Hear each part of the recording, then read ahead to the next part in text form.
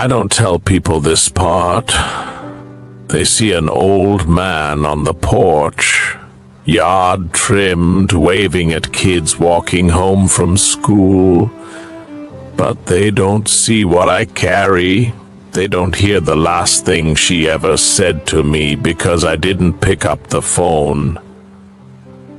I was underneath the house tightening a rusted pipe. It was loud down there. Loud enough to drown out everything, even regret. I didn't know she called. I didn't see the missed call until it was too late. Weeks later, after the funeral, I noticed the little voicemail icon still sitting there. One unheard message.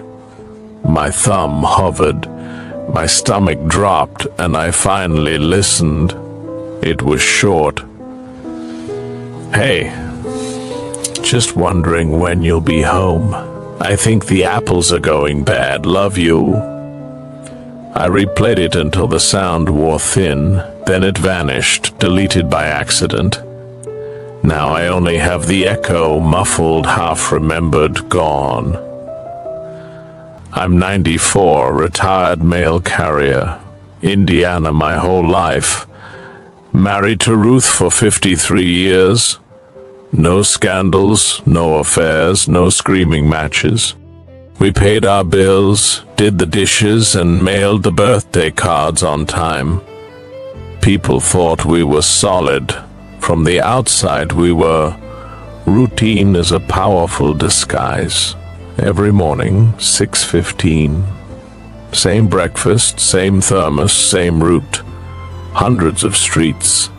Mail-in boxes, nods to the same dogs behind the same fences. And every night I came home exhausted. She used to wait for me on the porch. The first 5 years she'd sit there with a book and a glass of iced tea. Then it became the kitchen, then the couch.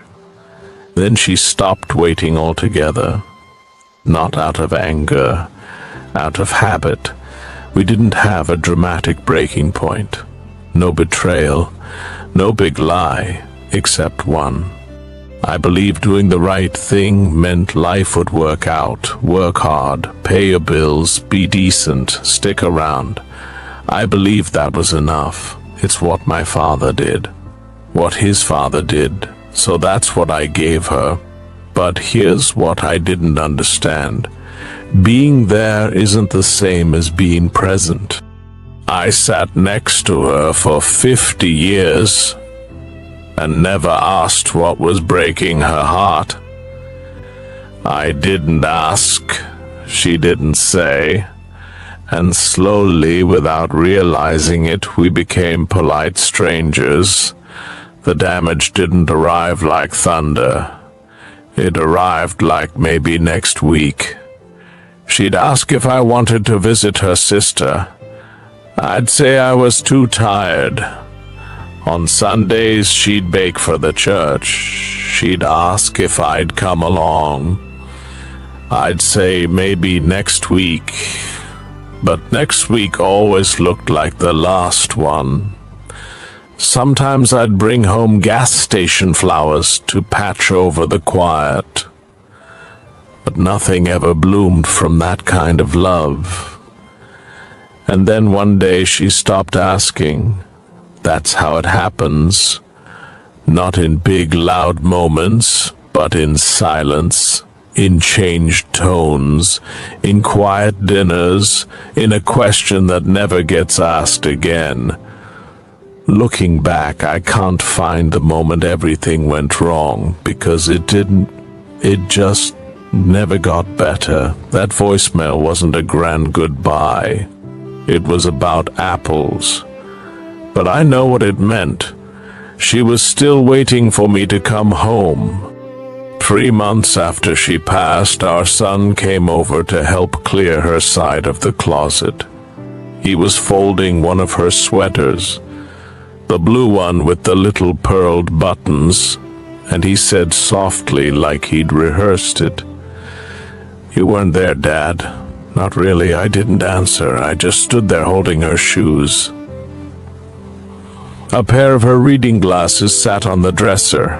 The left arm was taped with clear Scotch tape. How she fixed everything, quietly, cheaply, without complaint.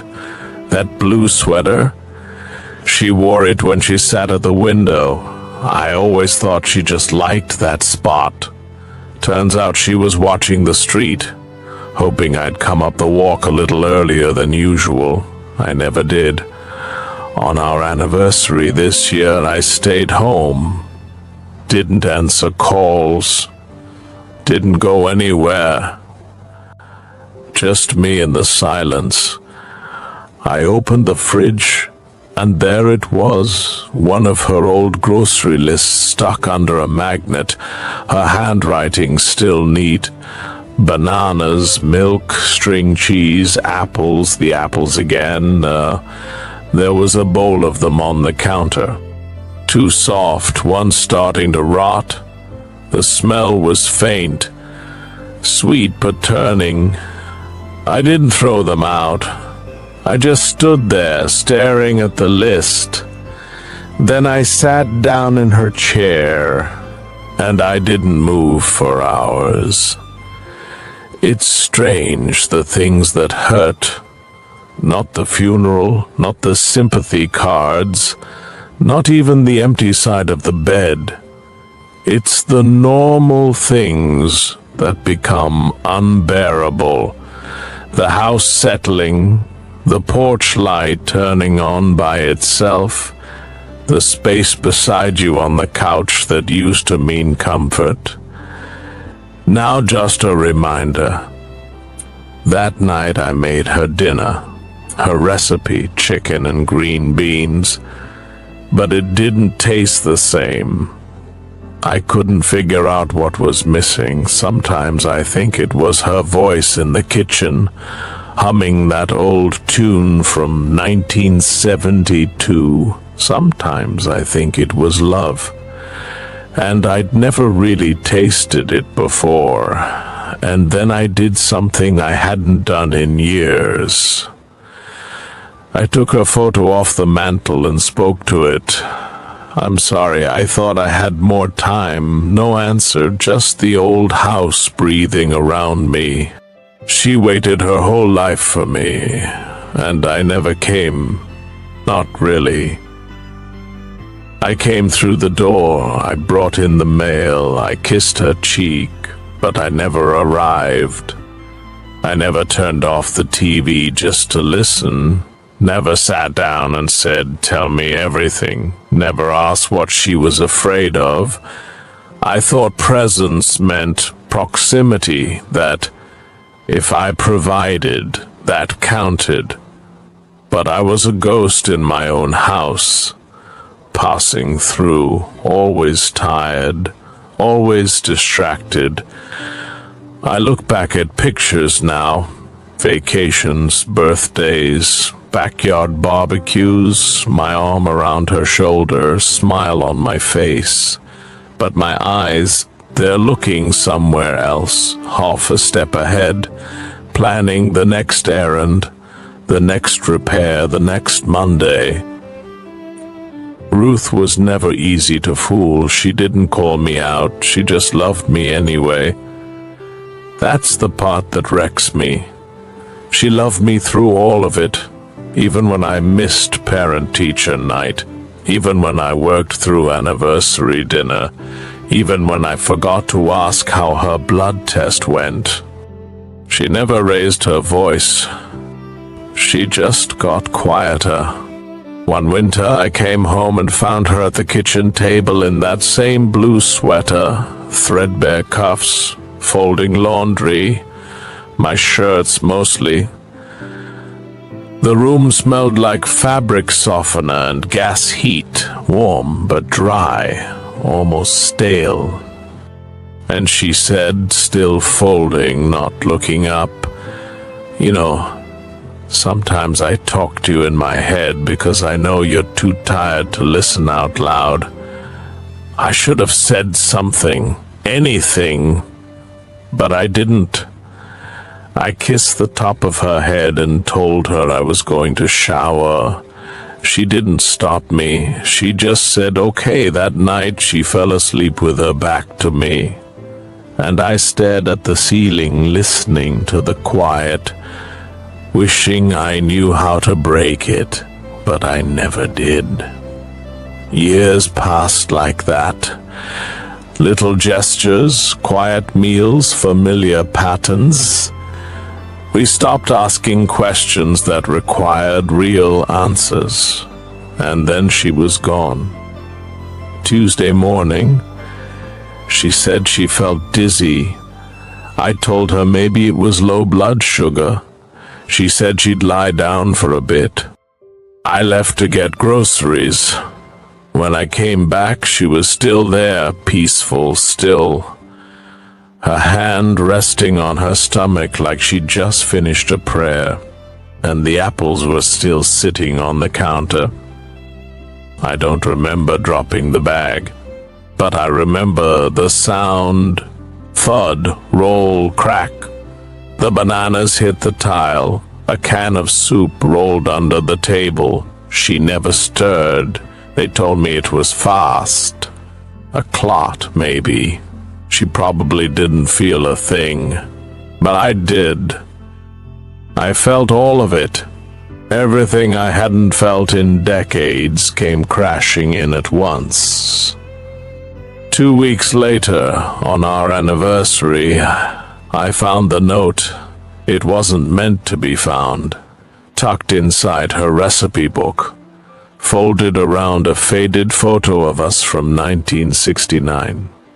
She was wearing that same blue sweater. I was holding her hand. On the back, in her handwriting, I still hope you'll come back to me one day, even if you never left. I sat down on the kitchen floor. The linoleum was cold. The refrigerator hummed. The clock ticked. A fruit fly circled near the window. And inside me, nothing, no sound. I read that sentence again and again. I still hope you'll come back to me. If you're watching this late at night alone, and there's someone asleep in the next room, someone still inviting you to notice them, do it. Not tomorrow, not this weekend. Now, here are 3 things I wish someone had forced me to do before it was too late. 1. Put your phone down, walk into the room and ask one real question. How are you, really? 2. Listen without fixing. No advice, no TV, just your full attention for 5 minutes. 3. End the night with one sentence you can't take back. Tell me what you need from me. Don't mistake routine for love. Don't mistake physical presence for emotional presence. Don't assume silence means peace. One day the silence becomes permanent. The chair across from you stays empty, and the person who loved you quietly, fully, patiently won't be there anymore. And you'll find yourself whispering, "I'm here now," to a ghost. But they won't answer. They were waiting for you, and you never really came. If this hit you, stay with me. This is part 1 of a series on the quiet mistakes that ruin good lives without anyone noticing. Subscribe so you don't learn the next lesson too late.